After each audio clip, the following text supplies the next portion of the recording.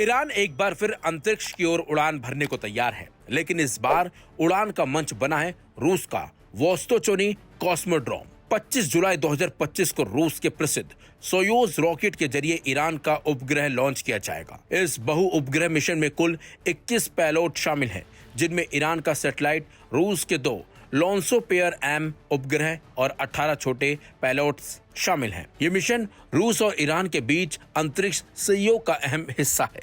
ये पहली बार नहीं है जब ईरान ने किसी बड़े अंतरिक्ष मिशन में भाग लिया हो, लेकिन मौजूदा वैश्विक हालात इसे और ज्यादा महत्वपूर्ण बना रहे हैं। गौरतलब है कि ये लॉन्चिंग ऐसे समय में हो रही है जब कुछ ही हफ्ते पहले ईरान इजराइल के बीच सैन्य संघर्ष देखने को मिला था। इस युद्ध के दौरान अमेरिकी सेनाओं ने ईरान की कुछ परमाणु साइटों को निशाना बनाया था और उसके तुरंत बाद ईरान ने एक सब ऑर्बिटल रॉकेट का परीक्षण भी किया। यही वजह है कि पश्चिमी देशों की नजरें इस मिशन पर अब टिकी हुई हैं। अमेरिका और उसके सहयोगी देश लंबे समय से ये आरोप लगाते रहे हैं कि ईरान अपने अंतरिक्ष कार्यक्रम की आड़ में बैलिस्टिक मिसाइल तकनीक को बढ़ावा दे रहा है। ईरान के रॉकेट टेस्ट और उपग्रह प्रक्षेपण सिर्फ वैज्ञानिक प्रयोग नहीं, इनसे मिसाइल क्षमता में भी अप्रत्यक्ष रूप से सुधार होता है, जिससे क्षेत्रीय संतुलन प्रभावित हो सकता है। हालांकि ईरान सरकार का कहना है कि उनका अंतरिक्ष कार्यक्रम पूरी तरह से वैज्ञानिक और नागरिक उद्देश्यों के लिए है, जबकि तेहरान का दावा है कि वो मौसम विज्ञान, संचार और पृथ्वी निरीक्षण जैसे कामों के लिए सैटेलाइट तकनीक का उपयोग करना चाहता है। Aim right, achieve big. At KR Mangalam University, we provide you the platform to turn your dreams into reality. At KR Mangalam University. Iran का यह नया सैटेलाइट मिशन एक तकनीकी उपलब्धि भी हो सकता है, लेकिन इसके भू राजनीतिक मायने और भी गहरे हैं। क्या ये शांतिपूर्ण अंतरिक्ष उड़ान है या एक रणनीतिक संदेश?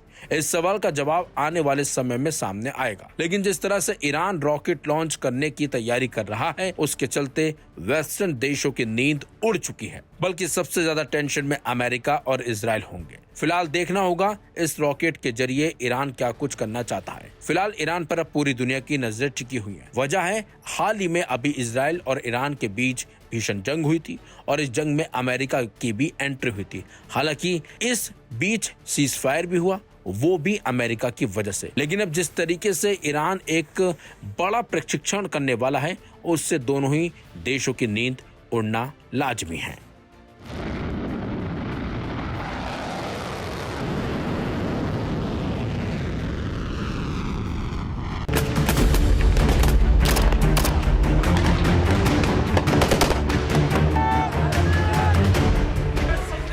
सीरिया में हालात फिर से गर्म आ गए हैं।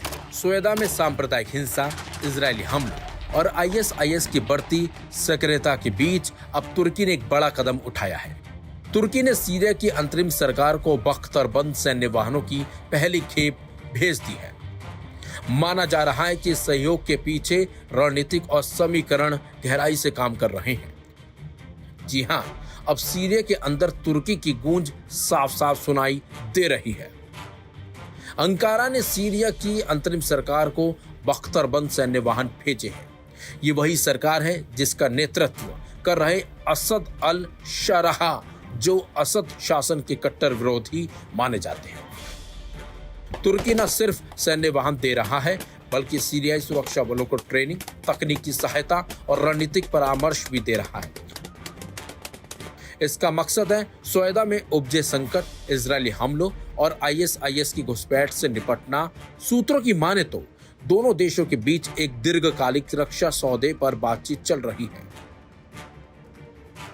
इसमें तुर्की को सीरियाई भूमि पर अपने सैन्य अड्डे स्थापित करने की छूट भी मिल सकती है। इसके पीछे एक और बड़ा संकेत है, एसडीएफ यानी कि सीरियन डेमोक्रेटिक फोर्सेस को सीरिया की राष्ट्रीय सेना में मिलाने की योजना। अगर ये हो जाता है तो ये केवल ना असद शासन के लिए बड़ा झटका होगा, बल्कि अमेरिका और रूस दोनों की रणनीति पर असर डालेगा। Aim right, achieve big. At KR Mangalam University, we provide you the platform to turn your dreams into reality. At KR Mangalam University.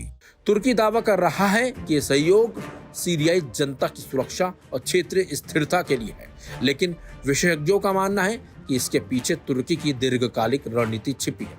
Asad शासन को चुनौती देना और कुर्द विरोध को नियंत्रण करना है। ऐसे में सवाल उठता है, क्या तुर्की की ये सैन्य एंट्री सीरिया के भविष्य को एक नया मोड़ देगी? क्या अंतरिम सरकार असद शासन को चुनौती दे पाएगी? और क्या इससे ISIS के खिलाफ लड़ाई को ताकत मिलेगी या हालात और उलझेंगे? आपको बता दें, हाल ही में इजराइल ने सीरिया पर बड़े हमले किए थे, मिसाइल अटैक किए थे, जिससे सीरिया में भयंकर तबाही मची थी, जिसके बाद सीरिया ने चेतावनी दी थी कि वो हमले का इजराइल को मुंहतोड़ जवाब भी देगा। फिलहाल जिस तरह से इस युद्ध में तुर्की की एंट्री हुई है, उससे तो साफ है कि आने वाले दिनों में युद्ध और भयंकर मोड़ पर जाने वाला है। हालांकि कई देश इस युद्ध को रुकवाने की तमाम कोशिशें कर रहे हैं, लेकिन हालात सुधरने के बजाय और विकराल रूप लेते जा रहे हैं।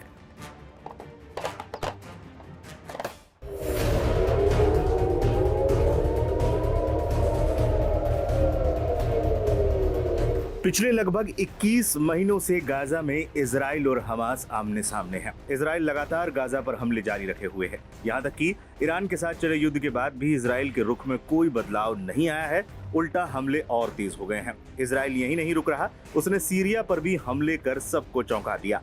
इस बीच लगभग 4 महीने बाद हमास के अल-कस्साम ब्रिगेड के प्रवक्ता अबू उबैदा सामने आए हैं। इजराइल के साथ साथ मुस्लिम वर्ल्ड को भी उन्होंने आईना दिखाया और एक तरह से अरब मुल्कों के खिलाफ युद्ध का ऐलान भी कर दिया। इस बीच हूतियों के प्रवक्ता याह्या सारी ने भी अपने ताजा बयान में अरब मुल्कों को चेतावनी दी है। हूती प्रवक्ता याह्या सारी ने इजराइल के बेन गुरियन एयरपोर्ट पर हुए ताजा हमले की जिम्मेदारी ही नहीं ली, बल्कि एक सीधा संदेश भी दिया। उन्होंने कहा, अगर अरब देश गाजा में इजराइल की सैन्य कार्रवाई का समर्थन करते रहे तो अगला हमला आपके देश पर होगा। गाजा में जारी इजराइल के कत्लेआम के खिलाफ जवाब में यमन की सेना ने इजराइल के एयरपोर्ट पर सफलतापूर्वक मिसाइल हमला किया। ये हमले जारी रहेंगे। अगर अरब देश गाजा में इजराइल की सैन्य कार्रवाई का समर्थन करते रहे तो अगला हमला आपके देश पर होगा।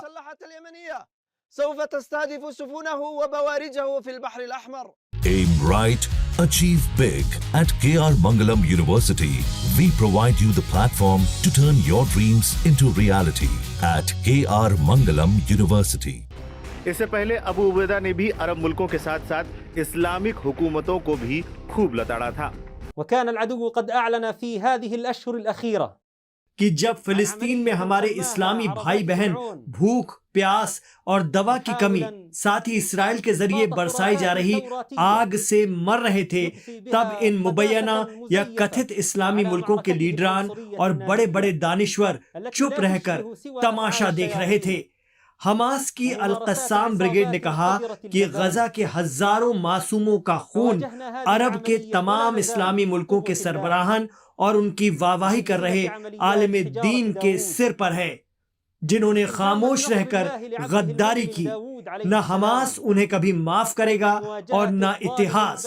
हम इल्म और यकीन की सरजमी यमन की प्यारी आवाम, उनकी सशस्त्र सेनाओं और अंसारुल्लाह के ईमानदार भाइयों को सलाम करते हैं, जिन्होंने फिलिस्तीन, गजा, उसके लोगों और उसके लड़ाकों के लिए अपने स्टैंड और ताकत, साथ ही अपनी बहादुरी और अपनी दृढ़ता से पूरी दुनिया को हैरान कर दिया।